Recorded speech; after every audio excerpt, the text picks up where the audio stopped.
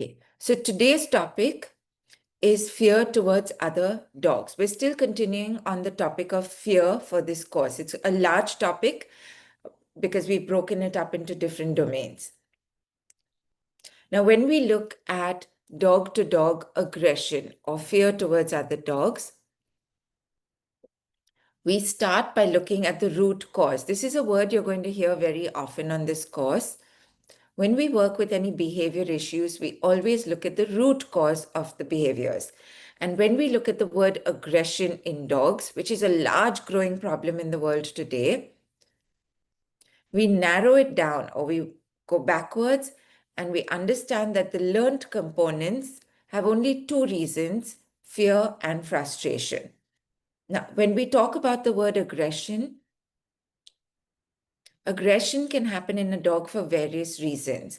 It could be genetics, there could be a medical issue, the dog could have pain, there could be illness in the dog, or it could be something the dog has learned over a period of time. And when we look at the learned components, we say the dog learns it from two places as such: fear and frustration. On this course, we're going to look at the fear angle. If you want to understand this topic in entirety and you want to understand the frustration bit as well, do let me know and we can include it. So when we look at fear, now you'll see there are a lot of parallels in the way that we move forward, fear towards human beings, fear towards dogs, fear towards this, fear towards that. The whole principle of fear as such would remain the same. The physiology of fear, all of that would remain the same. So the first step is we want to ask the young dog, because it typically would start with a young dog, is how did you learn to be frightened of other dogs? What made you frightened of other dogs? Now, keep in mind the earlier lectures, we talk about the five senses, we talk about the physiology, all of that will play a role. So the first step is that we'd look at is the strongest influence in a dog's life is always the first one, which is its own mother. Okay. One is she'll pass on her genetics to the puppies. So the mother dog plays a strong role even in your life in a way. Choose your dogs carefully. Choose a dog that fits into your home and lifestyle. Very often I've seen there's nothing wrong with the dog. There's nothing wrong with the family. It's just that the two don't match. The two weren't meant to be together. It's sometimes that's all it is. And that sometimes means it's a bad decision on our parts to bring that kind of a dog home. So here's the thing. The first role is played by the mother dog. If she is scared of other dogs, she is going to imprint that onto her puppies. She is going to teach that behavior to the puppies, and they will watch and observe her fear and copy it. When we look at the world of learning in all animals, I'd say even human beings, one of the fastest ways for us to learn is to mimic or imitate another behavior. And in the world of dogs, when a puppy is young, this is typically how the puppy would think, right? I'm young, I don't know any better. So till I can learn for myself, I must copy what my mother does. That'll ensure my survival. And this is, I think, ingrained into all young of all species. Copy your mom till you have grown up, till you become a teenager, such, and you know a little better. I don't think teenagers know better, but still, that's what nature intended, probably. So if the mother dog is scared, right, she sees another dog, she backs away and she goes, whoa, whoa, whoa, whoa, whoa, whoa, whoa, and she's scared of that dog. All the puppies in the litter will watch her and learn that. And I'm going to give you this kind of a guarantee. If you were to go and buy a puppy, say today, and you ring the doorbell of the whoever's got the puppy, whether it's a foster home or a breeder, whoever has the puppy, and from inside you hear the mother dog go, whoa, whoa, whoa, whoa, whoa, whoa, whoa, whoa. I can guarantee you all the puppies, when they go to their new homes, will do that when the doorbell rings. They will copy that. So the first way the puppy could learn it is it's imprinted by the mother. Second, we talk about the word socialization now. So we're going to pause for a bit to understand the word of socialization, because I think a lot of people misunderstand it. Now, when a little puppy is born, from the time it is born, its eyes are closed and its ears are closed. So it cannot really see or hear, but it can smell, it can feel, it can vocalize, it can do all of that. The eyes and ears typically open around 2 weeks of age. So you'd see them at 2 weeks, like little slits they've opened up. Then they open little more every day. And the same thing will happen with the ears. So I would say, in my opinion, socializing starts from the day the puppy is born. But we typically say from the age of about 3 weeks is when a young dog must start its socializing. So I'm saying 3 weeks because, at 2 weeks, the eyes and ears start to open. So it takes about 3 weeks for the dog to realize, oh, there's a whole world around me. And then all its senses are working and it's learning about the world. We typically say from 3 weeks of age to about 10 to 12 weeks is the dog-to-dog socialization phase. So everything, when we say the word socialization, has a finite phase in the animal's life. We typically say you do not socialize a dog for its lifetime. That would not be the correct use of that word. You socialize during critical periods. There are critical periods within which you have to socialize. And dog-to-dog socialization starts at 3 weeks and should go on till about 10 to 12 weeks. During this stage, the young puppy must meet and interact with dogs. So its own litter mates, its own mother. If there are other dogs within its own home, or technically it would be, if it was growing up in nature, in the natural state, it would be with the pack.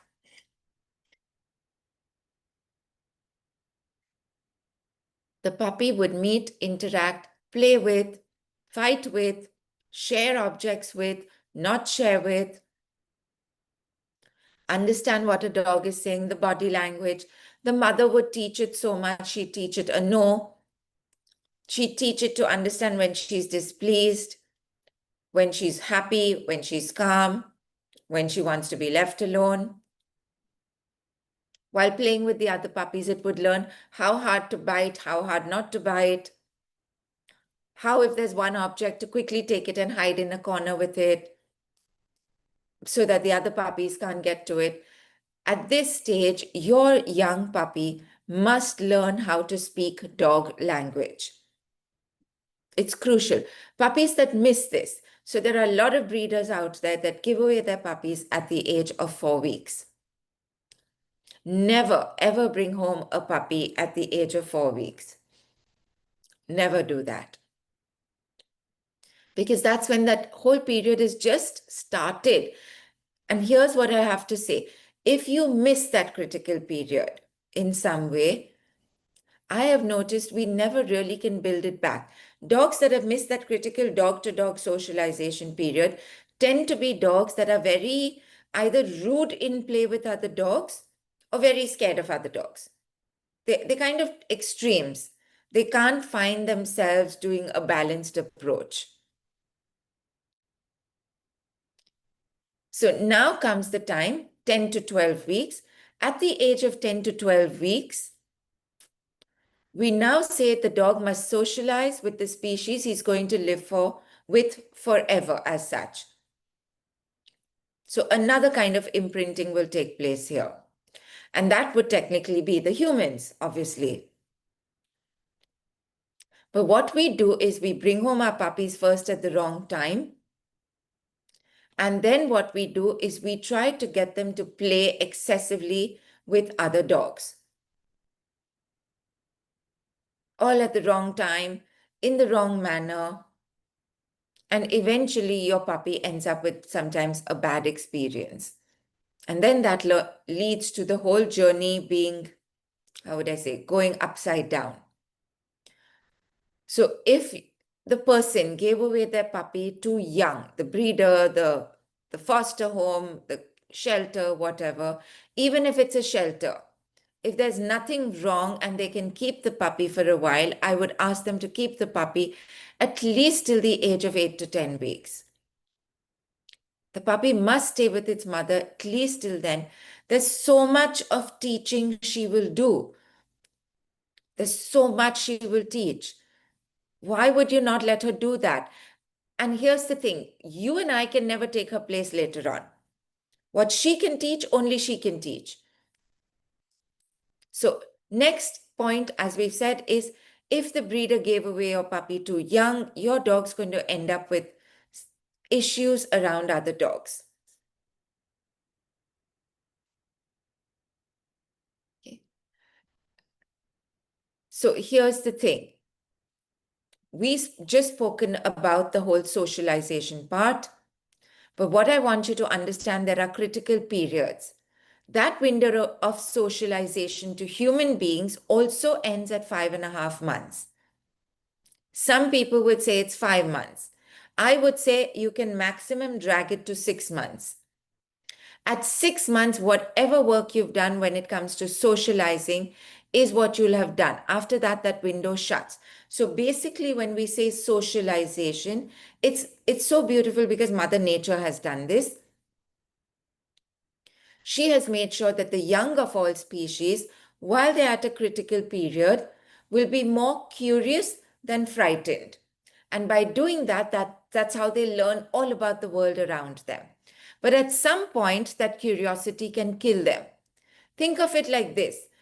If you went into a forest and a full-grown adult deer came up and said hi to you, would you think that's normal? No, you think that's weird. You think the ideal thing for the animal to do would be to run away, to protect itself from a probable predator, somebody who could hurt it. So what Mother Nature has done, she said to all animals, is there is a certain small period of time during which your curiosity will be high and fear will be low. During this time, learn all about the world. Then at some point, I need to ensure that you'd survive so you don't make poor quality decisions based on curiosity. So that window as such, as we'd say, shuts on us. At 5.5 months, you'll notice in the young dog, the curiosity comes down and the fear comes up because now survival takes a role. So if the dog was poorly socialized, and here is something that also matters. You know, we typically think it's only the dog-to-dog socialization that plays a role when it comes to a dog that's scared of other dogs. But even the dog-to-human socialization plays a role. You know, in some way, all behavior problems in our dogs are interconnected. They're all interconnected. You'll find that out. So if your dog was poorly socialized, you could end up eventually with a dog that's frightened of other dogs. The next reason could be your dog had a fearful early experience. Now, when I'm talking about what is a fearful early experience, most people think, oh, this is a dog that's been attacked. My dog got bitten by another dog. So it doesn't necessarily have to be that. It could even be your dog was maybe playing with another dog and that dog rushed over and knocked the wind out of your dog, knocked your dog down, and your dog didn't get injured as such, but had the wind knocked out of him. And he went, oh, that wasn't nice. Even that can amount to a fearful early experience. So anything. Now, the problem sometimes is we are not around when our young dogs have that fearful experience sometimes, right? Somebody else could have taken your dog out for a walk. Somebody else could have taken your dog out to play with another dog. Maybe you did, but maybe you were busy with your phone and you weren't looking at what happened. We often miss these things. You know, I've worked with a lot of clients who tell me, no, I'm quite sure nothing ever happened. But if you weren't always there, it could have happened when you weren't really watching or you weren't present at that time. So, when you go back to think, you'd say, no, I don't think this happened to my dog. Sometimes I'd say, we need to sometimes go a little deeper into that. Could it have happened when you're not around? Now let's look at the signs of fear. We've already covered this topic, so we won't spend too much time on this. But I do think it bears repeating, so it's added here. Always look at the dog. The dog never lies. That's what I'm going to tell you. A dog never lies. So even at a behavior consult, I always want to meet the dog, and I'm always carrying out tests at a consult. Tests don't mean we attach electrodes to the dog's head. No, it doesn't mean that. We put the dog into situations and see what his response would be. So, for example, if I'm carrying out a test to see if a dog will come back when called, at some point I'd ask the pet parent, can you call your dog to you? Can you say your dog's name? So these are what we call as behavior tests. So at a consult, if you'd carried out your test, you would see the signs of fear. So if a dog is scared of dogs, at some point I might bring another dog into the room and see the dog's behavior. What does the dog say to me? If there is fear, you will see it in the body language. Sometimes what is important, and this is for those of you who work in this field, and it can also be obviously for the pet parents, take a video of the dog's behavior. My clients do this a lot with me. What they'll do is they'll take a video of the behavior, they'll send it to me. I kind of interpret it. And to do that, here's my little secret. I always see it in slow motion. Always. Because when you see it at normal speed, sometimes you might miss out on certain clues because they happen so quickly. A quick lick of the lips, a quick darting of the eyes, a quick turn of the ears before they come back to normal position. When you see what we call is that hidden communication, the subtle hints of what the dog is really saying, that gives you the clear picture. So with fear, what you'll see is look at the mouth, the flews, look at the ears, look at the eyes, look at the forehead, the neck, the back. You see the whole body plays a role. And what you read here, those would be signs of fear. And these are what fear signs would look like.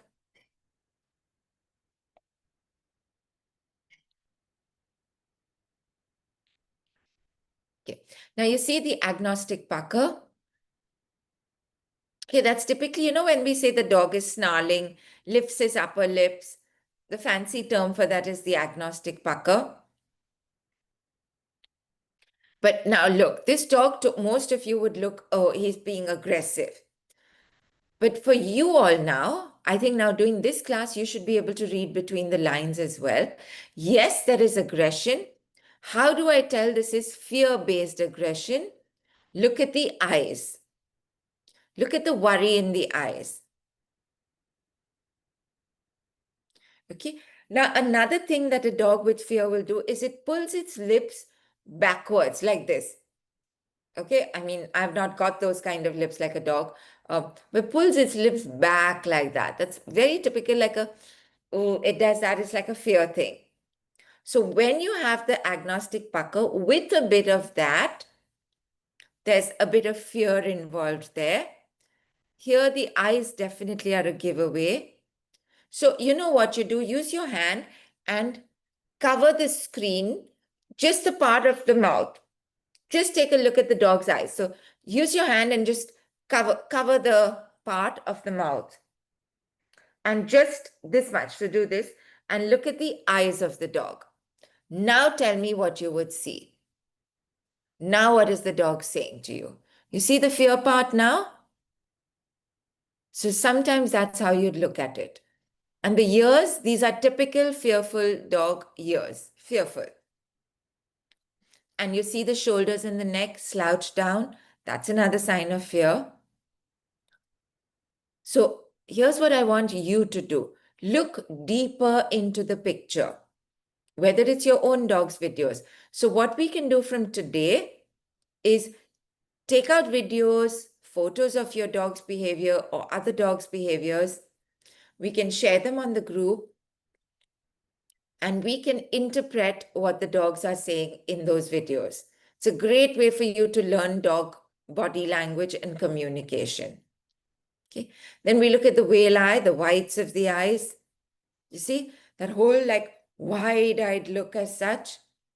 And you also look then at the whole picture. The eyebrows are furrowed, so they're like a little worried. The ears are worried, the neck is worried. See the tightening of the dog, all that shows that this dog's worried as well. The dog with the pilar erection, that's your raised hackles. Dog will raise his hackles even out of fear. And one of the beliefs is dogs do that when they're frightened to make themselves look bigger. You see the dog in the picture, he looks so much taller than he is because the hair is raised. You know, I think it's somewhat similar to when people sometimes change their hairdo to make it taller so that they can look taller. So I think naturally dogs just do that. So one of the beliefs is when a dog raises his hackles, it makes him look taller. And by doing that, he can hopefully show the other animal that he's confident. So pilar erection can be a fear issue. And weight distribution. Always look at the weight distribution. The dog will look like it's leaning forward, but if you really look at this dog here, where is the weight? He's leaning back. And these are the questions I would ask. Where is the weight? I'm not looking at where he is kind of leaning, because very often the dog will look like he's forward, but you look at the weight, it's all backward. Now, here's the thing with all these signs, a dog cannot fake this. He cannot pretend this. And even in our world, we cannot pretend these things. These are subconscious body language signals, which our body carries out when in a certain state of mind. So, say I'm talking to you about something, and maybe last week I had a case about it and it didn't go well, or it was a whole unpleasant process. I would not even know, but subconsciously at that time, I'd lean away from the camera. When I want to make an emphatic point, I'd lean towards the camera. Okay, and that's something similar that animals will do. Now, what you've got to understand, and this is a large part of the programs we work with, please include this angle. Now, I'm not sure how many of you would want to learn the different aspects of what all we cover when we do behavior work with an animal. Like in a program, what should be there? I know if you're a pet parent, you'd say that's not really something I'm interested in. But if you are interested in this topic, write down in the chat box 6 pillars of a behavior program. 6 pillars of a behavior program.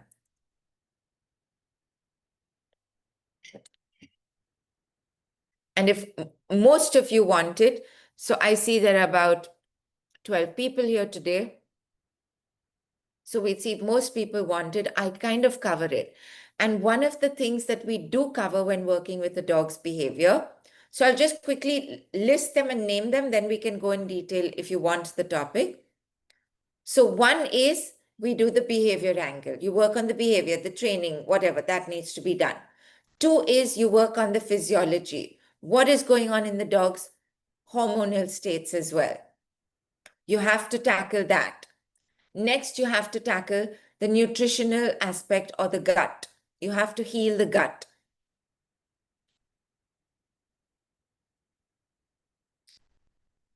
Next, you have to look at the state of mind of the animal. And since many of you asked for the topic of stress to be done, I will do that tomorrow with you.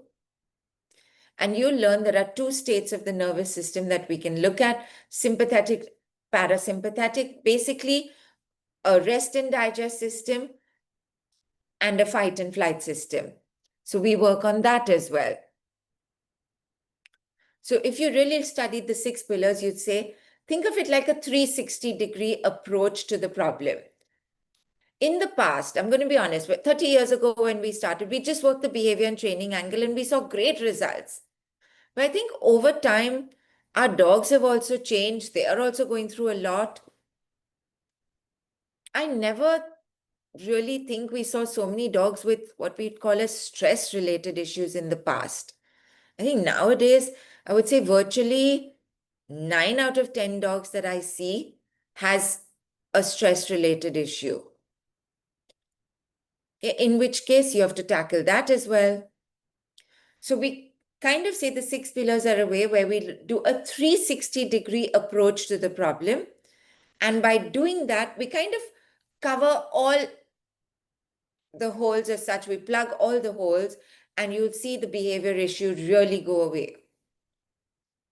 When you do only 1 or 2 approaches, you might notice that the problem drops, comes back, drops, comes back. It kind of has a low success rate as such. So physiologically, what is happening, and this is so important for you to know, and I'm going to tell you why.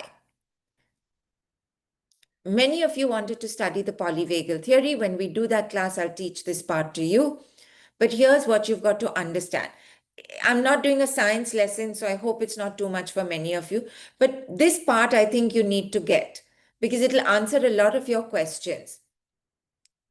When you look at the whole brain structure, we say that the brain is divided into, the frontal part, the back part, the middle part, the outer part, the inner part, the 2 hemispheres, all of that. But what we're concerned with right now is a certain thing. There's something in the brain right here in front called the prefrontal cortex. We typically say that is the part of the brain that is used when you're doing your learning, when you're making an analytical decision, when you're processing certain thoughts. All that happens in the prefrontal cortex. So when you're training your dog, when you're saying no to the dog and you want him to listen, when you're teaching him leash walking, any of that you're doing comes from the prefrontal cortex. Right now that y'all are all sitting in class, it's your prefrontal cortex that's working to do the learning. Then we say somewhere at the back of the brain comes your primitive part of the brain or the reptilian brain. This comes from our ancestors, which are the reptiles as such, which is why it's still called that. That part dictates your survival. Okay, and we say that part is part of your sympathetic nervous system, the fight and flight. So if something happens and the dog goes into that state of, oh my God, the primitive brain takes over. We'd say the sympathetic part takes over. Now, here's what happens. When it starts and it takes over, it shuts down the prefrontal cortex. Think of this as the part that's working. The fear part of the brain, when it gets alerted, gets up and shuts this part down. And you've got to understand this. When that happens, you can tell your dog, do a sit, do a come, say no to the dog, and you'll notice the dog acts like he's deaf.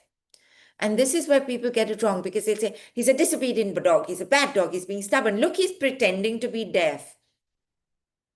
It's none of all of that.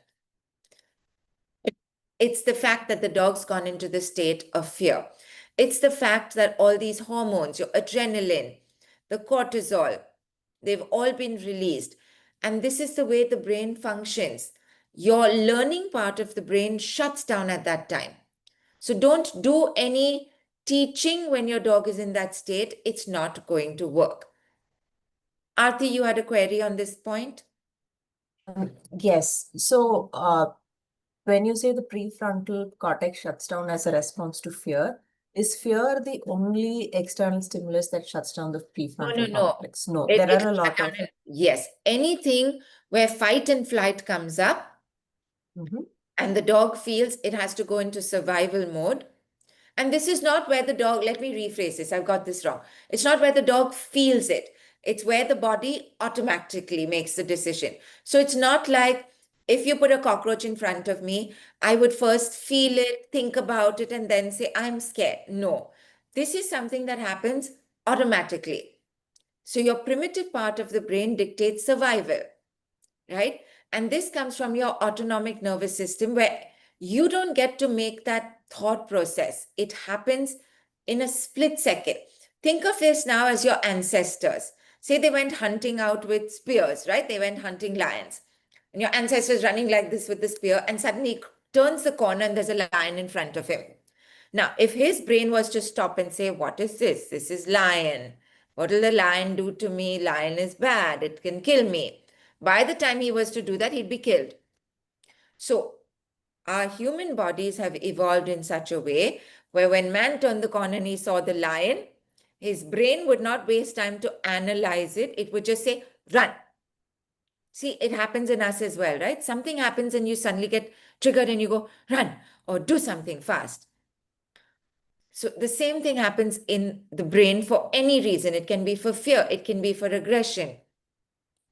But basically, when we say this, the body goes into the sympathetic nervous system, which is fight and flight for whatever the reason is, typically it says to the prefrontal cortex, we don't need you right now. We need to first survive. We'll waste some energy on you later, but right now all the energy goes to surviving. So for some time, you take a back seat. Now, depending on the situation and the dog, the back seat could be where the dog completely doesn't listen to you. Maybe sometimes with a bit of pushing, the dog might just about listen. But this is an important thing because, when people use tools of, say, pain on a dog, you've got to understand the minute you put the animal in pain, the prefrontal cortex is going to shut because survival will come up. And survival says, wait, we're in pain. Everything else stop for some time because the pain needs to be tackled first. And that point, the brain is not going to learn. So at that point, when you're doing the pain and then saying to the dog, no, no, sit, come, he will not listen to you. How many times have you noticed? Now you can put this in the chat box where you'd say, my dog was in that situation. How many times have you noticed your dog sees a dog, he's lunging, he's barking. And at that time you say, stop it, sit, sit. Have you noticed he cannot listen to you? And I want to rephrase this. It's not that he won't listen to you. He cannot listen to you. He cannot, because the part of the brain that makes him do the listening has shut itself for that period of time. Okay. And that is important learning. You've got to know when to apply learning to a dog and when it's going to bounce off the wall. So don't even do it. If I see a dog that's in a state of fear, I'm not going to teach the dog anything, because what am I going to say? I'm going to say that part of your brain that's going to learn, that's going to make decisions, that's going to analyze what I'm saying and process it, that part currently is not functioning. I will wait for your fight and flight system to come down, this part to start functioning again, and then I will teach you. Say, coming back to me, I'll come to your two queries in a second. Say, I am scared of cockroaches and I'm teaching you all. Currently, as I teach, it's my prefrontal cortex that's working full on. My survival part of the brain is kind of sleeping right now and saying there's no need for that. Suddenly, someone comes from the back and brings a cockroach. And I look at it and I go, ha! Now, son, my brain has now gone into fight and flight. It's gone into survival. You'll notice I won't be able to teach you, or even if I can still somehow continue, it would be a bit broken. It would be like, oh God, give me a second, guys. I need to come back to this. And you've also had that. We say sometimes it's a brain fog. If you've had brain fog for too long, it means your brain could be staying in survival mode for too long. Brain fog is a sign of a brain that cannot function well. It doesn't mean you're lazy or you're dumb or you're stupid. Please throw those words out. It means at that time your brain was overwhelmed, went into survival mode. So please realize when, and it can happen for various reasons, when your dog is manifesting aggression, when he's being anxious, when he's being fearful. Any of those states could mean that the dog's part of the brain that works on the decision, the learning, the analysis, that could be affected. It could be temporarily shut. When you study the word trauma, you'll learn that repeated traumas or chronic trauma, which is like a floating thing in our lives, which could be stress related or in the animal's life, eventually, if you have chronic stress or trauma, you'll notice that the prefrontal cortex part of that brain, I think when they've done MRIs, they've studied it, you'll notice that that part is smaller than it's supposed to be. It will have shrunk. Traumatized brains have a shrunken prefrontal cortex. And you'll notice in those animals, learning will be inhibited. They won't be able to learn at the pace that, say, a dog without that trauma would be able to learn. And you've got to keep all this in mind when you work with these dogs. Because what we then do is say, stupid dog, dumb dog, disobedient dog. See, he's being stubborn on purpose. Wait, I'll teach him a lesson. All this dog could possibly be saying is, I've been through so much over such a long period of time that my prefrontal cortex has forgotten really how to work. Can you help me slowly start it? Kind of think of it like switching on the engine in a car after a year. Can you slowly teach that part of the brain to start working again? So this plays a very strong role. Please keep it in mind when you see a dog going through fear. Understand that while the duration of fear is there, no learning is really going to happen. Or if it does, like if it says less fear and the prefrontal cortex is kind of working at 50%, some learning might happen, but it won't be to full capacity. So keep that in mind as you go forward with problem dogs. Soumya, we'll do your question, and then Aarti, your hand is still raised, so we'll come to you. So Shireen, I had one question. After the fear, the stimulus is taken away, how long does it take for the dog to come back and, uh, you know, listen to us? Because what happens is, let's say if I'm going on a walk and we come across some dogs we don't like, even after I have managed to take the dogs away and separate them, for the entire duration, there is something, that is it's anxious. And I know last time in our level one, you said come home and give a de-stressor, which I started doing. But how do I manage the rest of the walk? Very hard. You just have to kind of either come home if it's too much, or just keep walking and knowing that there's no learning that's happening. So I mean, they do still listen, but Yeah, like I said, that part of the brain will be kind of functional, but not at the way it should be. the best is just to like avoid it and come home. So here's what I want to teach you all. You're not going to defeat the physiology that's happening in the dog, right? Be aware of that.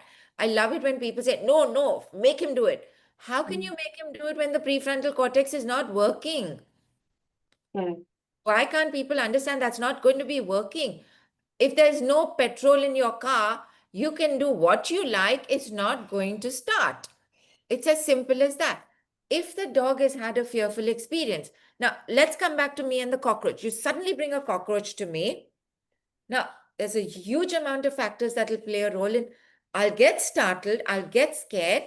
Now, what will be the level of my fear? How long will I be scared for? Will depend on my body, how much of fear I've been through, what the past experiences are. So if you do that and I'm slightly scared, maybe for the next 5 to 10 minutes, I'll be teaching you all sorts of rubbish, like because my own brain won't be functioning well. Maybe if I'm very scared, because it's a deep rooted fear for me, I might be scared all the way till evening. Every animal will process it differently. So your job is to know your dog. So you have to tell me if my dog saw something and that scared him. He will be scared for the whole walk. Okay, then understand that maybe you continue the walk because you need to get the exercise for your dog. But understand that during that part of the walk, not to tell your dog what to do. Come here, sit, don't pull on the leash. His brain has shut to that. It's just gone into, okay, we're walking. I don't even know where I'm walking. Oh, what am I doing? What am I doing? What am I doing? Oh, okay, okay, okay. Oh, that was such a bad experience. That was so... And by the time he realizes the walk is done, but he's still in that zone. Now, in that zone, see this zone, like, I don't know what is happening. That Think of me like this, the cockroach game. Oh my God, it's a cockroach, it's a cockroach. Now if somebody comes and says, Shirin, what is 2 multiplied by 2? I'm going to be, huh, what? Oh, I said cockroach thing is just still playing on my head. I don't know, where should I just go? What is 2 into 2? And I'm like, what? And I can hear you. I know what is 2 into 2, but that part of my brain that will give me the answer is not functioning because my survival is currently superseded it, drowned it out as such. So when you see your dog in that state, know your dog and say, what put you in that state? What can I do to help you get out of it faster? So somebody could come to me and stop me and just say, stop, breathe, focus for a bit. And here's an important thing, and we'll do this when we do the de-stressing work. When a person goes through a panic attack, I don't know if any of you ever had panic attacks or know somebody with panic attacks. See, something happens and there's a panic attack. Here's what they advise the person to do. They'd say immediately pause and see if you can find 5 things. And I think it's not in this any particular order. Maybe I'm wrong. I should look that up better. Find 5 things you can see. So you pause and you'd say, with your panic state, you'd say, what can I see? What can I see? What can I see? I can see the wall. I can see plants. I can see a bird. I can see a squirrel. I can see the sofa. I can see a dining table. I can see a glass. I can see 5 things. Then they'd say, after those 5, find 5 things you can touch. So touch 5 things. Then they'd say 5 things you can hear. So I'd listen. So right now the parrots are really going at it outside. So I'd listen to the parrots. Then I might say, I can hear the fan. Then I might say, I can hear my neighbor's dogs barking. So you listen. You see, by doing this, they say this is a proven way to bring down that sympathetic nervous system. And genuinely it is, because it distracts the brain. And you'll notice when we do de-stressor work with dogs, we do sensory exercises, right? The 5 senses, taste, touch, sight, smell, sound, all of those. So we always say after a stressful walk for your dog, de-stress your dog. Any sensory work will do the trick. Anything. Just say, do that for your dog. Why? Because any triggering of the senses calms your brain down. It brings your brain from there to a... Okay. Now, once your brain comes here, then the prefrontal cortex says, okay, now we start working again. That is when you teach your dog what you want to teach. But if you see your dog in that zoned out state, like your dog is like, on the walk, there was a dog, and I'm just so distracted. There's a dog, there's a dog, there's a dog. Don't try to do sit and come at that time. It's going to fail. The thing is, with most people who do training but haven't studied behavior, I would say, I'm also a trainer. I have tons of students who are trainers. And I'd say our mindset typically as trainers would be throw more food at the dog or maybe punish the dog. And somewhere between the two, the dog will listen to you. But what I want to teach you today is that somewhere between the two is a large zone. You, after doing my class, must be aware of what is going on in that zone and work with it. Don't try to fight that. So you brought the cockroach and I'm in that mad zone like, oh, and now somebody comes and says, pay attention to class. I cannot pay attention. I can hear you talking in the background, but my brain has gone into survival mode. It's not going to pay attention and learn in class. So understand when adrenaline is released, cortisol is released. All of this happens with fear. All of this happens even with aggression. All of this happens with anxiety. It happens with stress. Understand that when all this starts, the prefrontal cortex is going to be affected in its learning. If you've got that and you kept it in mind, you'll know what to do with your dog at that point, which will help the dog or work with the dog. If at this time, and I'm like scared of the cockroach, and I'm like, oh God, oh my heart, my poor heart. Oh, and if this time somebody says, say what 2 into 2 is, and I can't, and I'm like, 1 second, I'll tell you. I can't figure it out. It's not like I don't know what it is, but I'm like in this zone. Now, if somebody came from the back and hit me and said, you bad person, you don't know what 2 into 2 is, what's that going to do? It's going to send my stress levels further. So I'm going to be further in the zone. Like, now what happened? Why she hit me? I'm already so upset with this thing. Do you think now I'm going to give the 2 into 2 answer? No. Which is why we say when a dog is going through these zones, don't hit them. Don't throw food at them. Don't give them commands. Help them come out of that state. Come into a state where the prefrontal cortex is working, then tell them what you want. Aarti, your query. So my question is, so there is a fight or flight response as a stimulus to external fear. Yes. So adrenaline and stress hormone, like from my previous behavior course, it can also be elevated during aggression. Yes. Right. So this is specific to a situation that I have. I have a male indie Visu and I have a male beagle Floppy. Visu is 2 years old, Floppy is 10 years old. So Floppy is like the chill grandpa until he sees food. If he sees food, he doesn't care where it is, whose plate it is in, or which location. He'll go stick his nose into it. Okay. So there were a couple of times where Floppy went and stuck his nose into Visu's plate while Visu was eating. So now there is an automatic trigger of aggression every time Visu sees Floppy, and there's even one single treat or one single bit of bread or food like that. Yes. So in this situation, how do I help Visu de-stress and de-escalate the situation? Ideally, when there's food around, keep the dogs separated physically. Put them in separate rooms, let the food part get over, and then open the door and let them out. So you've avoided the situation altogether, right? To help me teach you better, I would tell whoever it is, please don't bring the cockroach during the class time. Do it later, when it's okay for my prefrontal cortex not to work for some time. So use something called control and management to control the triggers and to control the situation.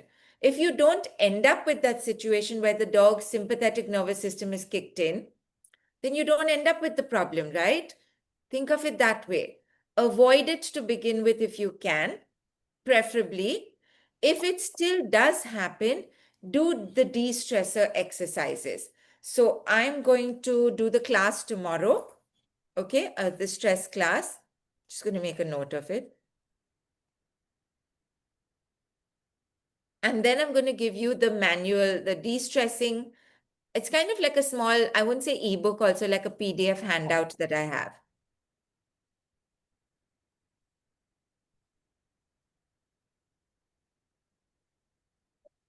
Okay, and that should give you all some sort of an answer or direction on to what to do when your dog gets stressed out.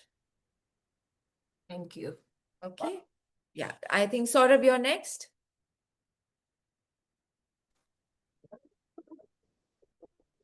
Hello. Yeah, I can hear you. You can hear me? Okay. So I wanted to ask, how do you activate the prefrontal cortex again? Like, if a dog has chronic stress, whenever a bell rings or someone comes in and he gets overwhelmed. So Yeah. this is like a norm for the dog. It is a normal behavior. He will get overwhelmed. So how do you calm him down and reactivate the frontal cortex? Okay. So there are two ways that we work. So when we study it, which we'll do tomorrow, the autonomic nervous system, which is the automatic one, is like divided into two: your fight and flight and your rest and digest. Okay. Now Okay. think of it as two ends of a seesaw. When fight and flight is up, rest and digest is down. When rest and digest is up, fight and flight comes down. So you basically, when this is up, you want to tilt the scale so this comes up. Once this comes up, this automatically will come down because it's like think of it like a seesaw. We know Okay. what triggers the rest and digest are two things. One, the word endorphin. Endorphin is spelled as ENDORPHIN. Endorphin. Endorphin are your pleasure-releasing hormones. Endorphins get released when you play with dogs. Endorphins are released when you are happy. Endorphins get also released when your body goes into pain because they are sent in to numb the pain and to counteract it. So 2 things you'll do to de-stress a dog. One is sensory exercises. Trigger the senses. And I want you to try this out for yourself sometime today. Put yourself in a situation of stress. Okay, and if you lived in a city like Bombay, just stepping out on the roads is stressful, right? You have to watch 8 different directions when you cross a road. Yes. So you're always very stressed out. So here's the thing. Stand in a situation where you know you're going to be stressed. Trigger yourself in a way. And Okay. mindfully do the 5 sensory exercise thing. It's very powerful. So tell yourself 5 things I can see, 4 things I can hear, 3 things I can touch, 2 things I can smell, 1 thing I can taste. And by the time you've done those, so people who have a panic attack are told to do that. They're told to try and focus that little bit to just saying, I'm having a panic attack. And they're told just that little window open to say, what are the 5 things I can see? So you'll start doing that. And then the 4 things you can hear, then you start doing that. By the time you reach that number 1 thing, and it can be in any order, I think, you'll notice that your brain has calmed down. So with dogs, 2 things we do. 1, endorphin releasing exercises. So let me pause at this slide to teach you all a bit of that. I want you to write down for your dogs. You have to do this as an exercise if you have a dog at home. Because it's interesting when I ask pet parents at a consult for these answers, they could have lived with their dogs for 4 and 5 years. They don't know what the answers are. Do you have these answers for your dog? Here are the questions. So it's my list of 5s as I call it, for a lack of a better term. First one, list 5 foods that your dog likes to eat. It doesn't have to be his own food, anything. So you can say, my dog likes tandoori chicken, he likes pav bhaji, whatever. 5 things your dog likes to eat. 2, 5 people your dog likes to play with. So you could say, my neighbor, my mother, whatever. Next, 5 objects your dog likes to play with. Now you notice I'm not saying the word dog toys. I'm saying objects. So you could say my dog likes playing with the cushions. He likes playing with the toilet paper roll. So any objects that your dog likes to play with. Next, 5 activities that bring your dog joy. Any activities. So some people would say he likes going for a drive. I know of a dog that every evening when the family goes out to eat, they go for a drive down to South Bombay to eat a specific kind of a pan. So every evening and at night, like after dinner's done and they go for that, the dog gets in the car with them, and while they have a pan, he gets to have a little ice cream cup. It seems to be his favorite activity. There are lots of dogs in Bombay that like going to, say, Marine Drive, sitting on the promenade and watching the sea. Some people would say, oh, my dog loves going to my mother's house and spending time there. My dog likes going for a drive. My dog likes watching the birds. Any activities. It doesn't have to be play. My dog likes going to the beach. He likes going for a trek, whatever.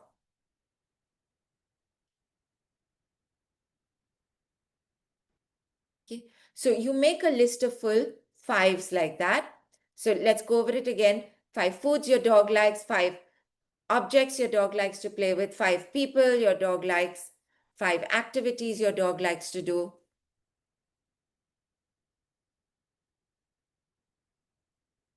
Basically making a list of things that bring your dog joy. What makes your dog joyful? That's the first thing I want to ask you. What brings joy into your dog's life?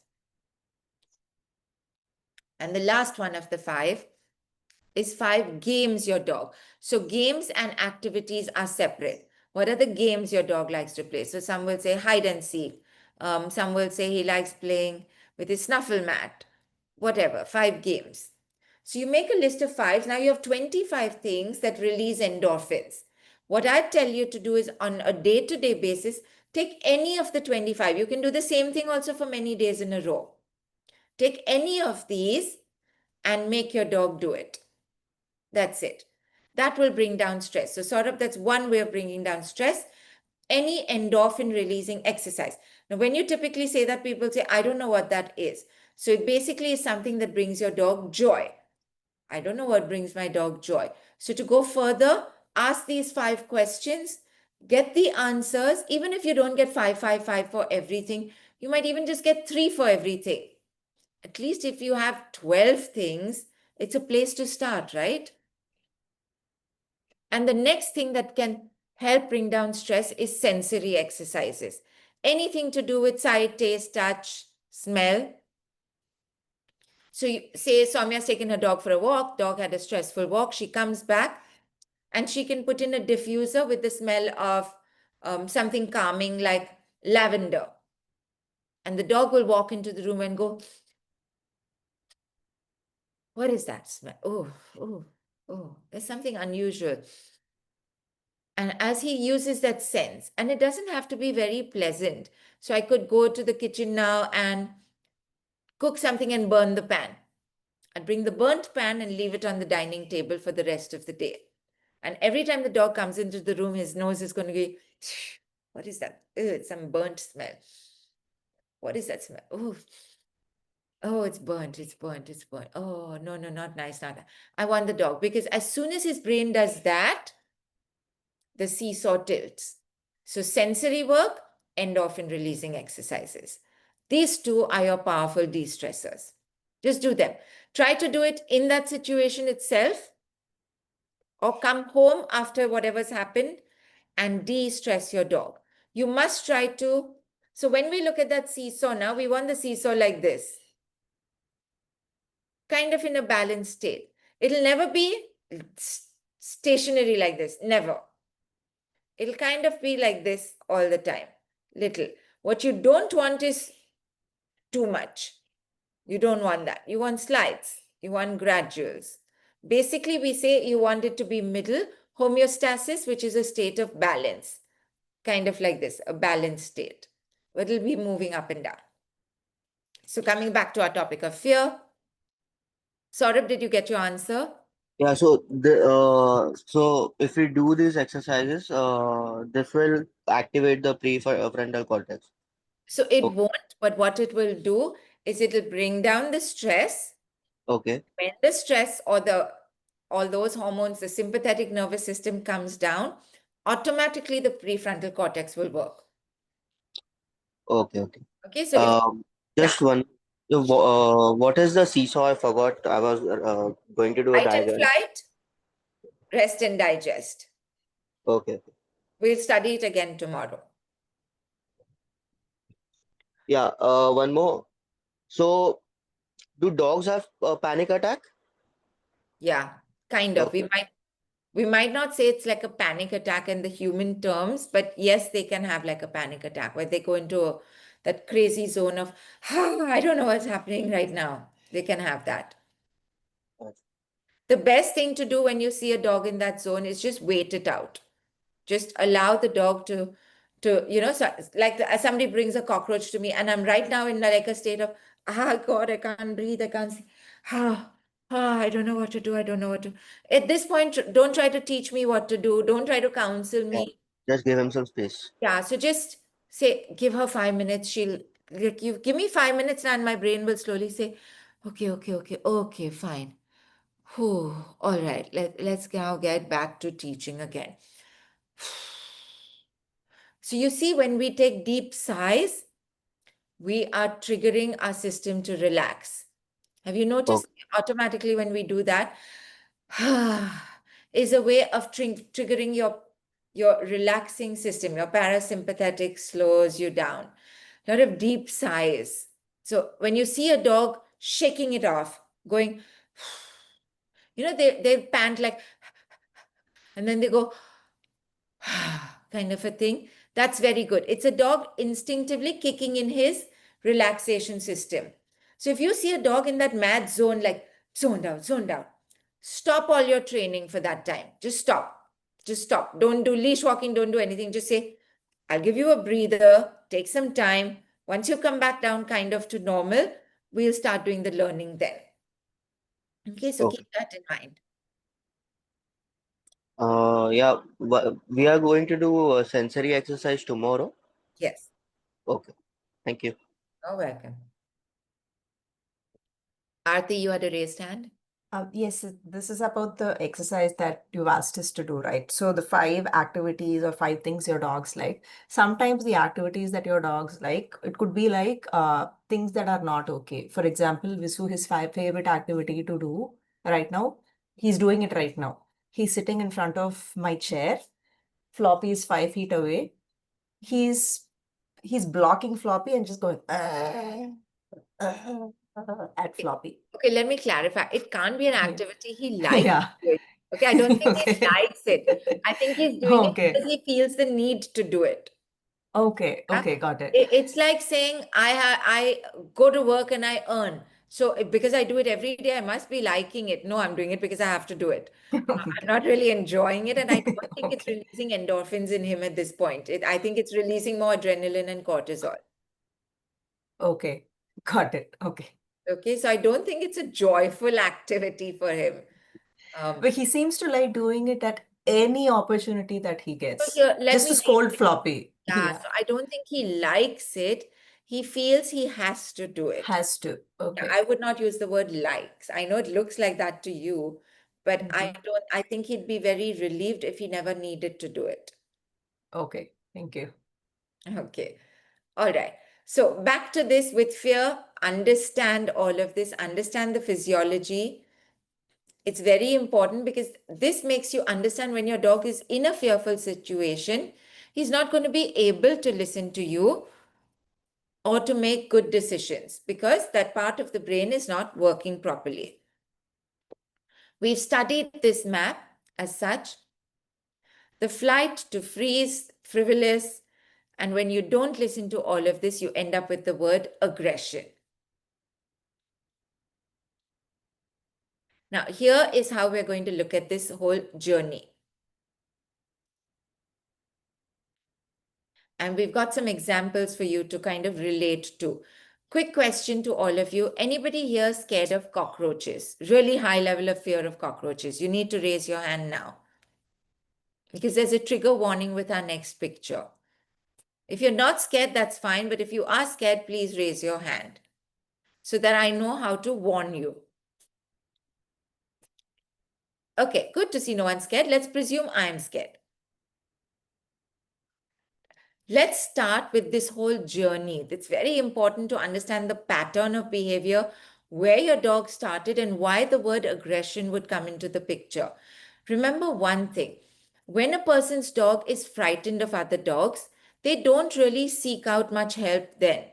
People only come to us when the fear has become aggression, when it's a little further down the road as such. I'm not saying it's a little too late, but it's further down the road.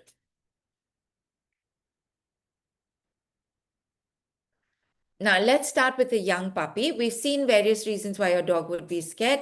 So for whatever the reason is, you started off with a frightened dog, a dog that's frightened of other dogs. You typically will realize it at around 6 months. Why? Because before that, the vet will tell you, don't take your dog out. Don't let your dog meet dogs. The vaccinations are not done. So when you really take your dog out at 6 months, you might start to slowly realize, my dog is scared of other dogs. Now, I want to put this question to all of you. If your dog is scared of dogs, what would be the best way to approach the problem? If I was to take a picture of a dog and show it to my dog and say, see, this is a dog. Don't be scared of dogs. That's not going to work.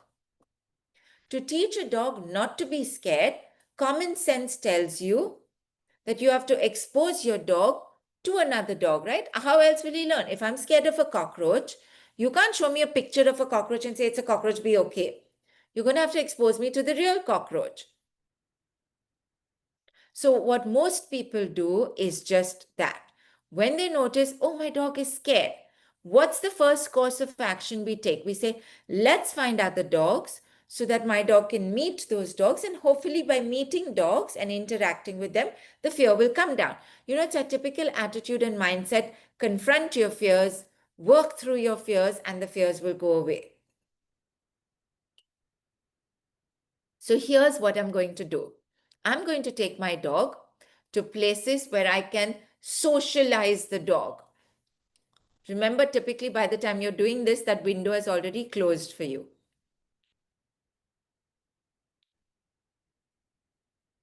Now, as I take my dog to, say, a dog park. Remember, my dog is already very scared of dogs. What is he going to do at the dog park? He's going to run away from dogs. But there will be other dogs there who will say, dog, let's go play. And they keep coming closer to your dog. And your dog's going to be, oh my God, oh my God, oh my God. Eventually, when he can't get away, the word aggression will enter the picture. Then when I take my dog for a walk, I'm going to take him to say hello to other dogs or let other dogs come and say hello. How do you think my dog's going to feel? Awful. Then to further do it, I'm going to say, well, none of this is working. Next weekend, there's this big doggy event. There'll be lots of dogs. Let's take my dog there. Because now if he has so many dogs and he gets exposed to all of that, eventually he should be okay with dogs. But what does your common sense tell you will happen? To understand that better, let's move to this. We'll come back to the earlier slides. This is a very pretty picture. This is a cockroach beauty queen, by the way. See the shine on the coat and everything? This is a prize-winning cockroach. Now, if I have a fear of cockroaches, that's why this slide comes with a trigger warning. There are many people who tell me, I'm scared, I'm scared, I'm scared. So I say, don't look at this slide. Some people have looked at this slide, like say students when I'm teaching on a course. And because I leave it on for a while I'm teaching now, they keep doing this. Or if they've now happened to watch it and watch it and watch it, what I've done is trigger their sympathetic nervous system for the whole day. They'll come back the next day and tell me, you know, yesterday I couldn't do any homework. I couldn't eat my lunch properly. I didn't even go for my evening walk. I was just so affected. I don't know what affected me. And just could be the sight of the cockroach here on the screen. Let me put this to you. I'm going to stop the topic of fear in dogs and do it as a human example. I'm scared of cockroaches, right? Pearl, because I can see Pearl on the screen here, so I'm going to use Pearl. Pearl has taken it on as herself to teach me how not to be scared. Quick, I want answers from everybody. What should she do to teach me not to be scared of a cockroach? What should she do? Can she show me a picture? No, she can't. So Pearl decides tomorrow to help me get rid of my fear, she's going to bring a cockroach to the class. So she brings it and she says, look, cockroach, and she comes closer to me. What am I going to do? I'm going to go, oh my God, and I'm going to run to the back of the room. Flight behavior. But Pearl's not giving up. She says, oh God, why did she run away? Let's go closer to her. Do you think Pearl would have listened when I first said, I'm not comfy, I want distance? Do you think we listen to our dogs when they say that?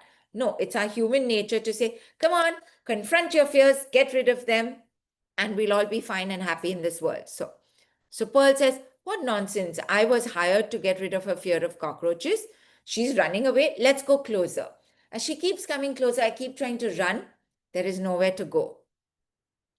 Then as she keeps coming, I'm going to go into the freeze. I'm going to be, oh God, she's going to come. Pearl's enter the room. Let's just be still. Hopefully she won't see me. She'll see everybody else. That also doesn't work. When Pearl finally comes really close to me, I'm going to go, oh God, Pearl, oh, you changed your hair. How nice it looks. What a pretty top you're wearing. So good, so good. We'll do it tomorrow, huh? Tomorrow. I'll play it down. Two reasons. One, it calms me down to do that.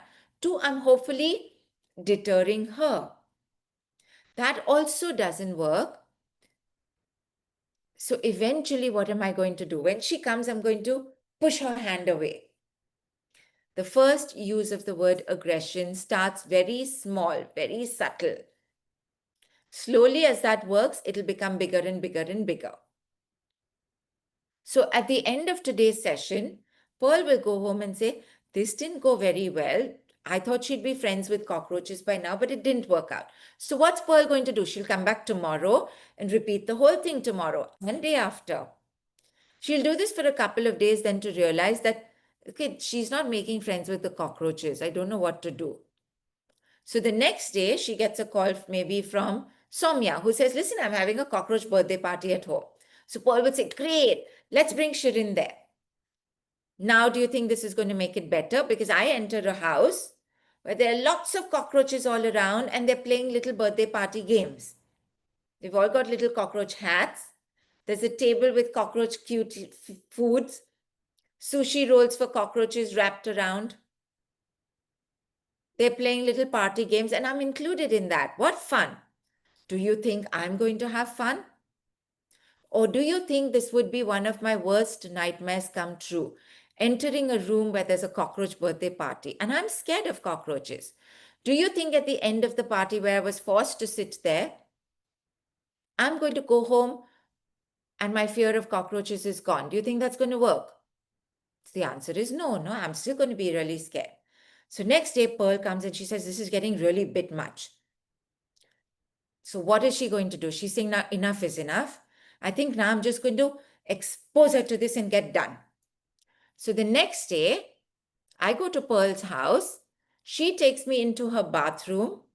She releases 50 cockroaches inside and locks the door. What am I going to be doing? Okay, and now you watch me.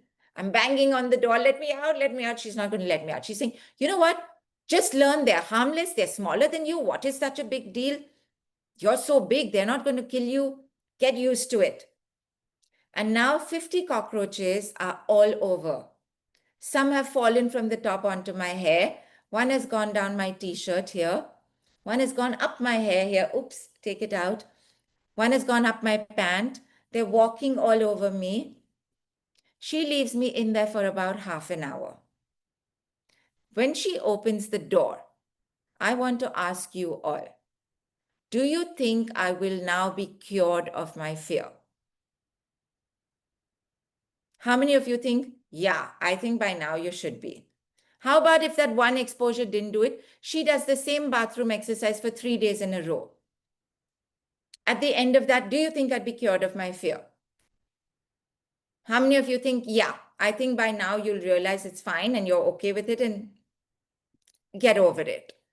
How many of you think I will come out even worse? I will be like, oh God, what happened to me? Oh, I can't breathe. Oh, it was so bad. How many of you think I'd come out like that? How many of you think she would have made me worse by doing that exercise? So now think about this. When we have a dog that is frightened of other dogs, what do? We typically say we will socialize them. And that is a big mistake. Because what your dog has already told you is, I'm scared. You take your dog to meet one dog. You take your dog for doggy play dates. You take your dogs to events where there are 100 dogs, all who come up to say hi. Do you think it's really taking away the fear? No, the dog is getting worse and worse. Eventually, the dog will use the word aggression. When Pearl one day locks me in that bathroom, something inside me will snap. And I'll take out my chappal and I'll start killing all the cockroaches because my brain will say, I can't deal with this anymore. I've got to get rid of it. And then what's going to happen to me? I'm going to be labeled as an aggressive person. When our dogs finally snap and they start growling, snapping, lunging at other dogs, what do we say to them? We say, you bad dog. But do we ever realize who made the dog that way? Who put the dog in that situation? My point was, why didn't Pearl listen to me in the first place when I said I don't like cockroaches? What would have been the correct thing to do? It would have been to say, well, you don't like them. Maybe let's see if we can keep you away from them. Here is something I need to teach all of you. An adult dog, after the age of all the socialization done, does not need to play with a dog for any learning benefit whatsoever. So if your adult dog did not play with dogs, he would still lead a very happy, normal, complete life. This whole thing of dogs must play with other dogs must be friends with other dogs, comes from the humanistic angle of looking at things. In the world of dogs, if a dog does not play with another dog but plays with you, he will still lead a normal and happy life. And that's what we should aim for. I want you to give this a very good thought. Most of us don't think of it that way. Anytime somebody's dog is scared of dogs, they'll first call me and say, "Can I bring my dog to play with your dog?" And my next question is, "But why? Why do you want to do that?" "Oh, my dog needs to have doggy friends." No, your dog does not need to have doggy friends. If your dog has doggy friends, good. If your dog doesn't want doggy friends, that's also good. It doesn't mean your dog's abnormal. Get that thought out of your head. Because in trying to do that doggy friend thing, you can take the word fear and make it into aggression. Be careful about doing that. So watch this dog. This is where a dog would have started and ended up over here. When you look at these dogs, you may not even see the fear anymore. You'll just see the aggression. But when we work with these dogs, we want to ask them, "Hey, what brought you to this point? Why are you being so aggressive?" And the dog will say, "I have become offensive now to protect myself. Being defensive didn't work. Offensive does a good job." So this dog is actually frightened. When he does all this display of aggression, what happens? He gets this answer. Remember what fearful animals want: time and distance. And these dogs have learned by displaying aggression, what will happen? You will get pulled away. Your owner will pull you away, or the other dog will. That means distance will come. Yay, that's what I wanted. And that's all they really want. So when you look at a fearful dog, understand the thought process very carefully when you work with them. What you see here, and I want you to take a look. You know why the video is narrowed now. बिल्कुल भी नहीं, बिल्कुल भी नहीं, बिल्कुल भी नहीं, बिल्कुल भी नहीं। बल्लू, स्टॉप, स्टॉप, स्टॉप, स्टॉप, बिल्कुल भी नहीं। जाने दो उसे, जाने दो उसे। क्यों कर रहे हो? Okay.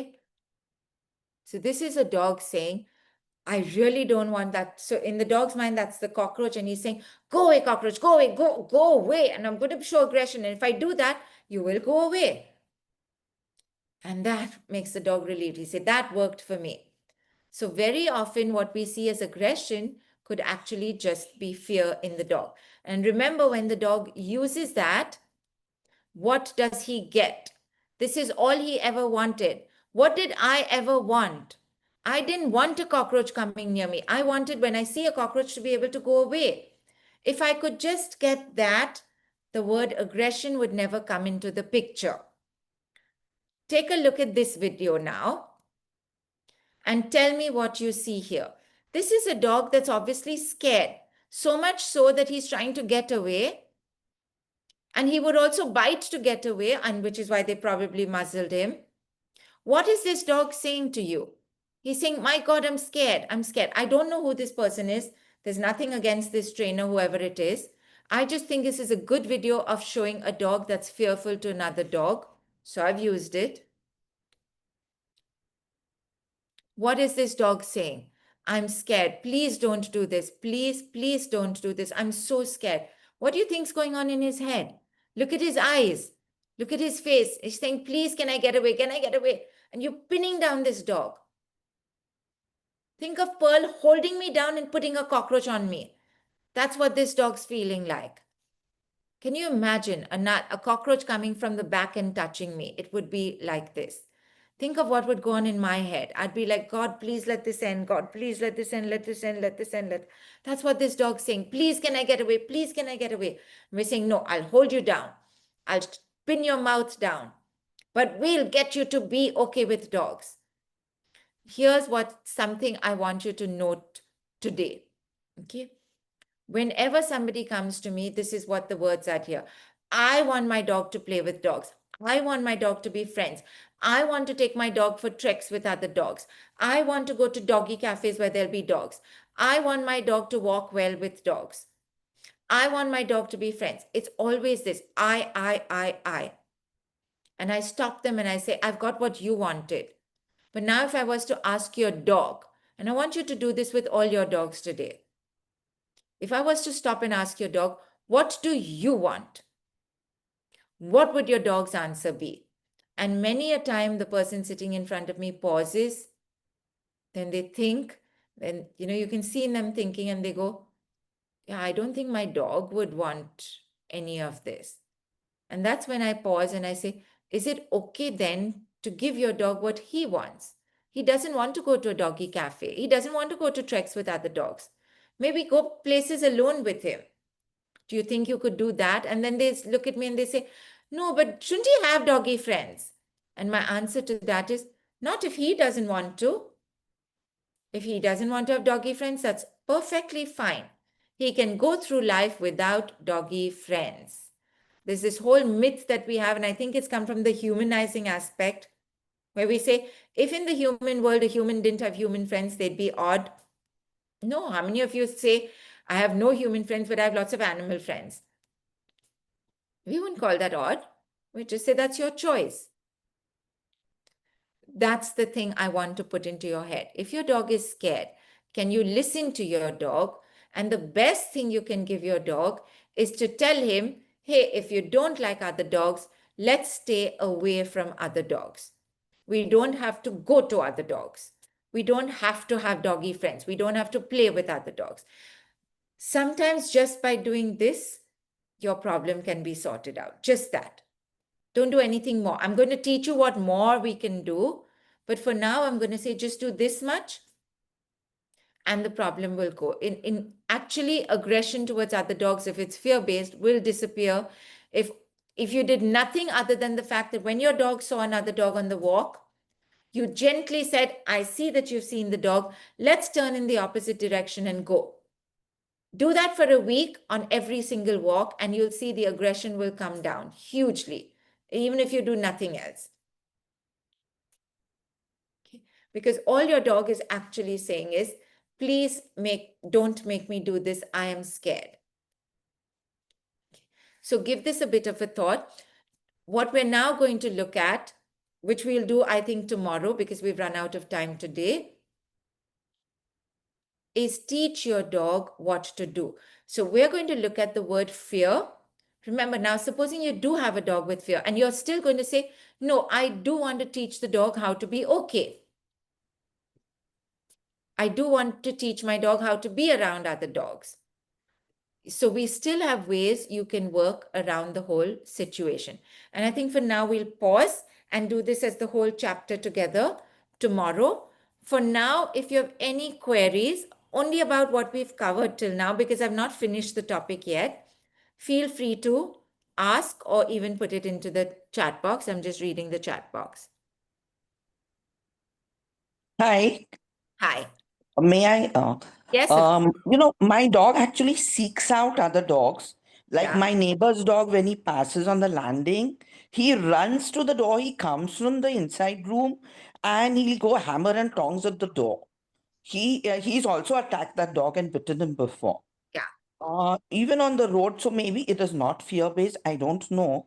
It looks a little like that, but maybe now it's become aggressive and he seeks out other dogs. I don't know. But even on the road, when we go, any dog he sees on the road, even at a distance, he wants to go and attack that fellow. Okay. That particular dog only. No, any dog, any male dog. Females, I keep on saying, no, that's a female, then maybe he sort of, understands. But when he sees any dog at a distance, he wants to go attack that dog. Okay. So like I said, there could be various reasons. fear can be one, and frustration can be the second one. And Okay. what we would do is, for those of you who want to learn frustration-based aggression, I will send a recording to you to watch. Once you've seen Okay. that, we can connect on a call, and then we can decide what your dog is going through and what could be the various ways we can work on it going forward. Okay. Thank you. You're welcome. Aarti, your hand is raised. Yes. So this is again regarding the 5 things your dogs like exercises, Yeah. right? So some of my dogs, like mine is not a typical single or 2 dog household. I do fostering, rescue, and rehab. So I have around, right now in the space I have 5 dogs. So there are separate areas for them. 2 of them have a larger area. 3 of them mostly stay inside the house. There's one dog who kind of, pet gates are like a suggestion for him. He jumps over them like a show horse and goes out. Yeah. But I don't see, I don't think for one of them I can find even like 3 or 4 in each topic, because all he You get wants to one? do, You get one? maybe on a couple of topics, but it will be overlapping. That's fine. Can you, So in how do I total, with all the questions, even get me 5 answers?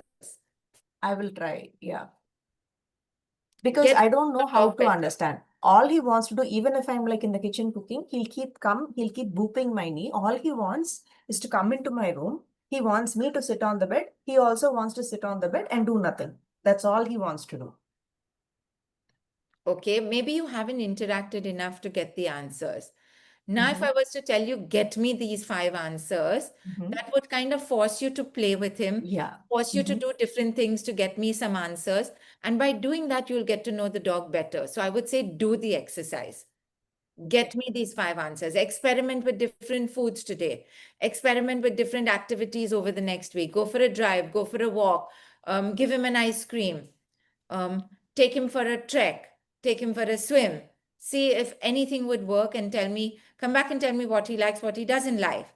If I add one more question to the list, what kind of touch your dog likes? Right? Get that answer as well. See, with all these 5 questions, even if you can get me a list of 5 answers in total. So some questions you might say the answer is a 0. Okay. Can there be more answers in some other question? Can you give me 5 things to start with? 5 endorphin releasers. 5 things that bring your dog joy.